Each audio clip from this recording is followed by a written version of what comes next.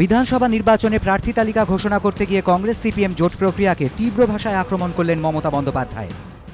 Congress CPM এর অনৈতিক জোট তৈরি হয়েছে। শুধু আক্রমণই নয়, এক ধাপ এগিয়ে কেরলে গিয়ে সিপিএম কংগ্রেসের বিরুদ্ধে প্রচারেরও হুঁশিয়ারি দিয়েছেন তৃণমূল নেত্রী। কেরালায় সিপিএম কংগ্রেসের নির্বাচন না করলেই হয়, দুজনে হাফ হাফ করে নিলেই হয়। কারণ বেঙ্গলে যদি জোট হয় তাদের কেরালায় আলাদা আলাদা করে লড়ার কোনো যৌক্তিকতা আছে বলে আমি মনে করি না। কারণ ইলেকশন কমিশনের টাকাটাও বেঁচে যেত আর জনগণকে হ্যারাস করাটাও যেত না।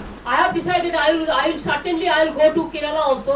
I want to expose the face of Congress and CPM also. অনেকেরই প্রশ্ন, সিপিএম কংগ্রেস জোট তৎপরতা চিন্তা বাড়িয়েছে বলেই কি এভাবে সুর চড়াতে হচ্ছে মমতা বন্দ্যোপাধ্যায়কে?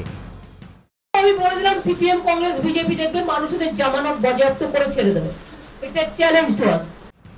মমতা বন্দ্যোপাধ্যায়ের আক্রমণের মুখেই জোট প্রক্রিয়া অব্যাহত। সমঝোতার কথা হচ্ছে সিপিএম পার্টির সঙ্গে, সময় লাগবে 2-4 দিন, কিছু করার নাই। কিন্তু আমরা দেরিতে নামলেও 2-4 দিন আপাত দৃশ্যে মনে হচ্ছে দেরিতে নামছি, আমাদের প্রস্তুতি এর মধ্যে শুরু হয়ে গেছে।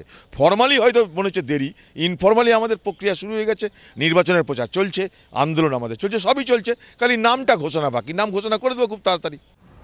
একদিকে জোট করতে উদ্যোগী সিপিএম কংগ্রেস, অন্যদিকে আক্রমণাত্মক মমতা বন্দ্যোপাধ্যায়। সব মিলিয়ে রাজনীতির কেন্দ্রবিন্দুতে সেই জোট চর্চাই। এবিপি আনন্দ।